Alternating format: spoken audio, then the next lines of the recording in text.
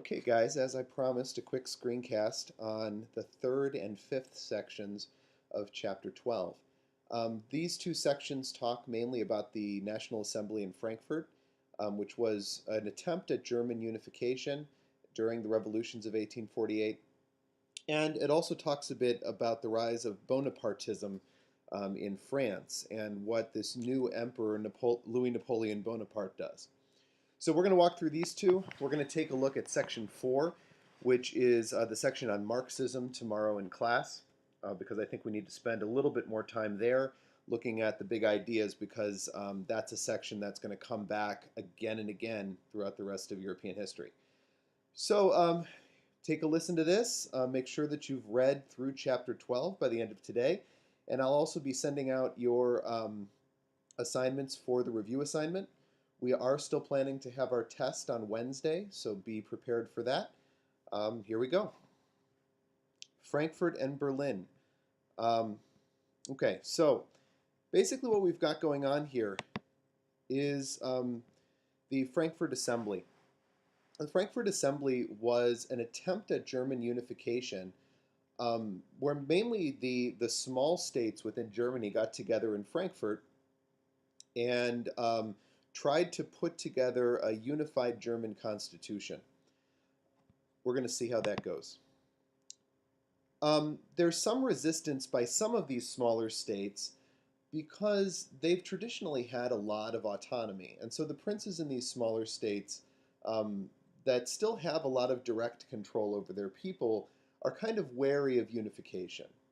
The Frankfurt Assembly is actually not called by the leaders of these states, but it's called by kind of a German middle class, mainly professors, lawyers, judges, etc. One of the big questions that the Frankfurt Assembly is going to have to deal with is the question of who will be in charge of this new unified Germany. Germany, as we've seen before, is always in a kind of a state of political dualism. And that means really that there are two centers of power in Germany. The Austrian Empire and the Prussian Empire. And so the big question for the Frankfurt Assembly is who will ultimately be in control, the Austrians or the Prussians? So Prussia, let's talk a little bit about what's going on in Prussia right now. First thing we have to note about Prussia is that the Junkers in eastern Prussia, remember the Junkers are the large landowners who have a lot of political power in Prussia, they're pretty indifferent to a unified Germany. The fact is that the Junkers have it pretty good in Prussia as it stands right now, and so to have Prussia itself subsumed into a larger German state is probably going to make life worse for the Junkers, and so they're not really interested in doing that. Because of this sense of Prussian opposition to unification, rioting breaks out in March 1848. And this is actually also a result of the Germans, the Prussians hearing about the riots that have broken out in Paris at the beginning of the year. And mainly what happens here is some of the lower class extremists, primarily Polish nationalist agitators, start rioting against the government in Berlin. The rioters blame everything that's wrong in Prussia on the Russians. Basically, they have this idea that Russian forces are propping up the Junkers' power and propping up the institutions of serfdom, which had been a part of Prussian society really since Prussia's beginning. The rioters aren't really wrong in that respect. Russia has a huge and very powerful military at this time, and the Russians do come in and quash the nationalist rebellions in Hungary. So there is this sense that stability in Prussia is propped up by Russian military power. Although Prussia itself has a fairly strong military as well, so that can be said as well. So there's a pro-Polish independence movement, which, as usual, is crushed by the Prussian army. So let's talk a little bit about the Frankfurt Assembly. The Frankfurt Assembly wanted a few things. First, it wants a federated superstate. What that means is it wants all of the various states within Germany to act kind of like the states do within the United States, that they will have some independence on their own, some self governance, but that there will be a unified parliament and a unified government um, that will have the interests of all of Germany in mind. So the Frankfurt Assembly had very little real power of its own.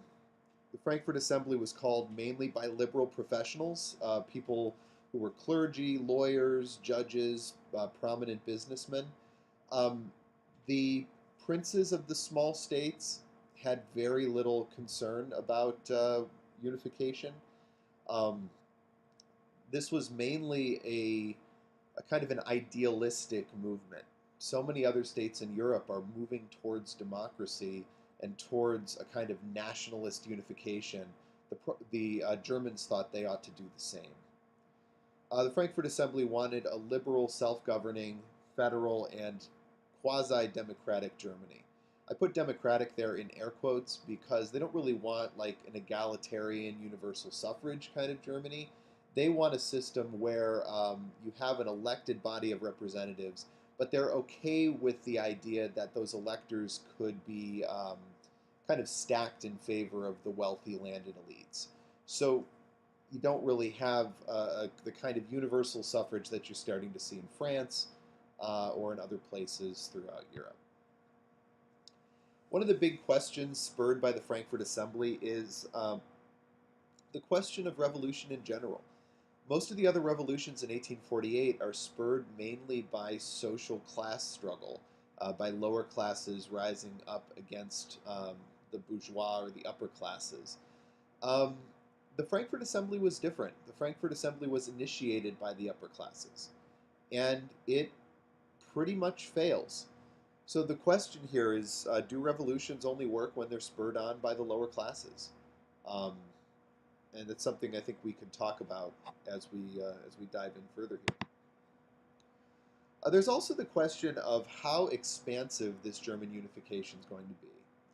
Is it going to take in the two great powers, Austria and Prussia? And if it takes in Austria, is it going to take in the non-Germanic parts of Austria, like the like Hungary, which is Magyar, or the eastern parts of Austria that are mainly Slav? Or is this simply going to be a German state with just the German sections of Austria represented in Frankfurt? That's what the Great Germans want. The Great Germans want basically every German speaking people to have representation in Frankfurt. That would, in a sense, put the Austrian emperor in as the leader of this new German National Assembly. The Little Germans want basically for the more purely German states to be a part of this German assembly, and they want to kind of let Austria off on its own. Because taking in all of these other nationalities in Austria will just get far too messy. So the Little Germans want Prussia to take the lead because Prussia is primarily German. It's got a little bit of a Polish minority in the east, but for the most part, Prussia is a strong German state. Um, there are a lot of non-Germans still in both the Great German and the Little German um, visions for the unified Germany. And so there is a big question as to what will happen with these non-German states and whether they're going to be allowed self-determination. So the Frankfurt Assembly ultimately fails, and it does it for a few reasons. First, remember, this was a revolution of basically intellectuals, idealists, and elites. The Little Germans end up winning out in the Frankfurt Assembly, primarily because the Austrian Habsburg emperor doesn't want anything to do with the unified Germany. So they offer the headship of this new federal union to Frederick William IV of Prussia. Now, Frederick William is tempted to take the headship, but eventually he decides not to. And we'll talk about that in a moment. The Frankfurt Assembly puts forward a Declaration of the Rights of the German people, modeled roughly on the Declaration of the Rights of Man and the other declarations of rights of the 1700s. And it puts forward individual rights, civil liberties, basically the usual revolutionary program. Let's expand government to more people. Let's give people individual civil rights. Um, Very much what you see in a lot of other parts of Europe. Frederick William IV declines the throne because it was not offered by his peers. The fact is that the Frankfurt Assembly was a collection of upper middle class elites, of lawyers and judges and businessmen. It was not a federation of the leaders of the small German states. And because of that, Frederick William IV declared that he cannot pick up a crown from the gutter. Basically, the people who called the Frankfurt Assembly didn't have the right to offer him a crown over all of Germany. Now, this, in a sense, just torpedoes the whole Frankfurt Assembly. The members of the Assembly decide to disband, except for a handful of extremists within the Assembly who didn't really want a monarchy anyway, and decide to rise up in armed revolution against their leaders. The extremists are squashed by the Prussian army, so basically the whole thing fails. Frederick William IV, though, decides to enact some of the revolutionary reforms in Prussia, and he does this because a lot of the people in Prussia really were interested in German unification, and that was mainly to make their lives better. So Frederick William IV puts forward a new Prussian constitution that's modeled after the one that the National Assembly in Frankfurt put forward. He puts in place a new Prussian parliament that's still dominated by the Junkers and the landed classes of Prussia. So it's not really like a pure democratic parliament. But because the Junkers get this kind of control in parliament, they allow Frederick William to abolish serfdom, which has existed in Prussia really since its founding. So there are some liberal reforms going on in Prussia that, in a sense, are revolutionary, but the Prussian monarchy still stays in control. Okay, this leads into some of the intellectual currents that are developing in this period. So we're going to take a look at those for just a second. Those are the currents of materialism, realism, and positivism. So the reality is that almost all of the revolutions of 1848 fail. There are only a few places like Holland, Piedmont, some fairly small states that have a true successful revolution. And so there's a kind of philosophical backlash against these revolutions after 1848. This happens because most of these revolutions were based on these kind of large utopian ideas of the creation of a pure democratic state or a kind of national utopia and things like that. And so the failure of all of these revolutions lead to a kind of cynicism towards these idealistic ways of looking at politics. The isms that come out of the revolutions of 1848 are really trying to see reality as it truly is, without abstractions or metaphysical ideas or utopian illusions. So the first of these isms is materialism. This is an intellectual current in Europe that develops in the late 1800s, and the big idea here is that the only thing that exists is the material world. That anything that can't be measured and quantified, anything that's not physical or physiological, isn't something that we can base a state off of. So a lot of these utopias that were based on these big intellectual ideals don't really fit into a materialist structure. Materialism also throws a lot of question on traditional institutions of religion, because religion is based on ideas that can't really be proven and that aren't really material. And so this leads to kind of a rise in a kind of materialist atheism at the end of the 19th century. Realism is the idea that instead of depicting an ideal world in art and in literature, we should instead depict the world as it really is, not as we wish it to be. So your book uses the example of Flaubert's book Madame Bovary, um, talking about a marriage that's not really perfect, that's not this like ideal of romantic love, is kind of a pushback against the romanticism of the early 1800s. We see this a lot in art of the late 1800s. This sense of depicting the real scene as closely as possible, um, without idealizing it or without going back to forms of an earlier time like the Greek and Roman forms that we saw in art in the early 1800s. And then finally, there's positivism. Positivism is the idea that we can apply the scientific method to all areas of human endeavor, and that science, um, really this idea that you can reduce things to what's observable and what's empirical, um, can be used in all different areas. So this is where sciences like psychology and sociology um, come out of. It's this idea that science isn't just for investigation of the physical world; it can also explain what's going on in the kind of the mental or the social world. It's the idea that you should really suspect the truth of any unprovable generalizations. Um, Everything needs to be quantifiable. We'll talk a little more about positivism tomorrow when we talk about Marxism, because it feeds into that quite a bit. And then finally, the idea of realpolitik.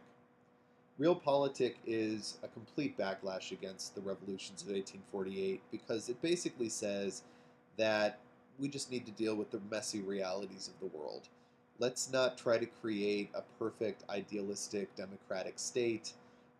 Let's just try to work for our own power, and that each class in society is going to try to work for their own power.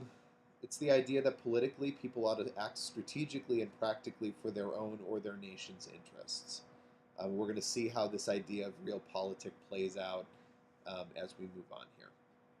Okay, so let's take a look at Bonapartism. Hey, this is the first, one of the first photographs of a national leader that we've had. That's kind of cool. And this is Louis Napoleon Bonaparte, who we talked about last time. Louis Napoleon Bonaparte, very quickly after he accedes to the French throne, declares himself Emperor of the French, just like his uncle Napoleon. He calls himself Napoleon III because Napoleon's son, who would have been Napoleon II, died before he was able to take the throne. Generally in France, things were pretty good under Louis Napoleon.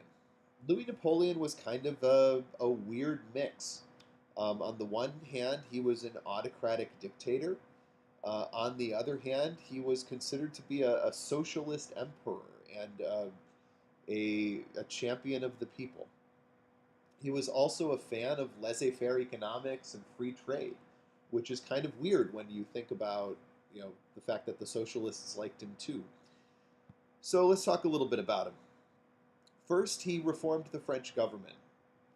Remember, France had gone from the government of Napoleon Bonaparte with, a council of the state that had a relatively powerless legislature, to government under two fairly autocratic French kings, Louis Philippe and Charles X, where the legislature had some power, but the king was the one in control. Louis Napoleon brings back the system that Napoleon Bonaparte had in place. So, he brings back the Council of the State and the legislative bodies of the First Empire. Those legislative bodies are relatively powerless, but they did give people a sense that they were participating in the government of the empire. Louis Napoleon really liked the pageantry of empire. He set up his court at the Tuileries, and it was, very kind of just fancy and imperial. He modernized the city of Paris. There's a kind of a city planning that goes into effect under Louis Napoleon. He widens a lot of Paris's avenues, sets up these major public squares and monuments. So a lot of the way that Paris looks today, with these grand avenues cutting through the city, and made massive parks studded throughout the city, was a result of Louis Napoleon's rule. These also had the practical implication of allowing the French army to move through the city pretty quickly and quash any rebellions that could happen. And it put a lot of people to work on massive public projects, which the socialists really liked. So he did this. He had this weird fusion of socialism and laissez-faire capitalism. The Saint-Simonians called him the socialist emperor, because he set up a kind of a welfare state.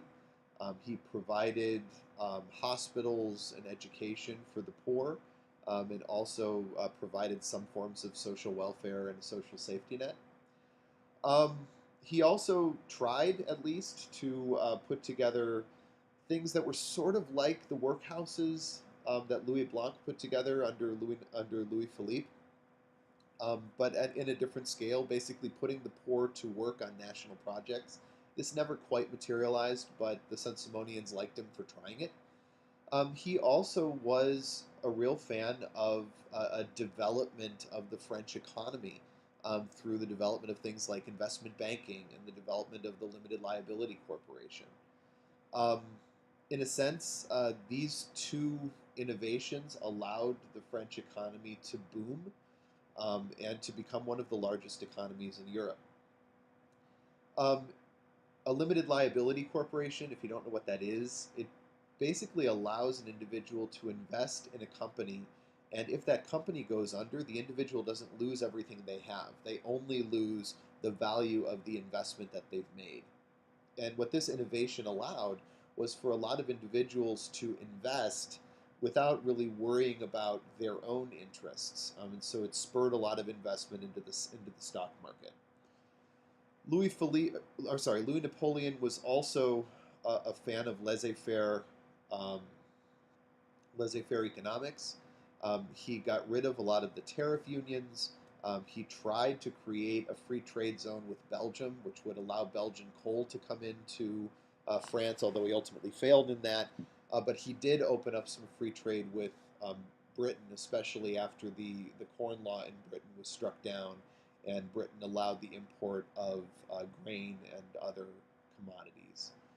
So it was this strange fusion of socialism and capitalism that really did seem to work for France.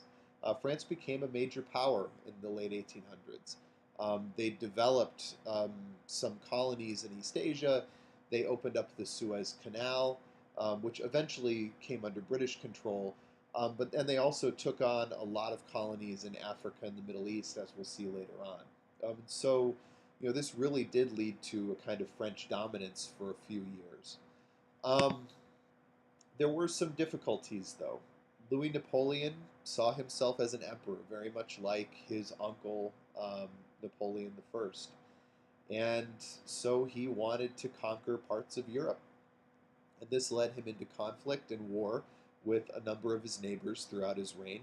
And that really weakened his position um, as emperor.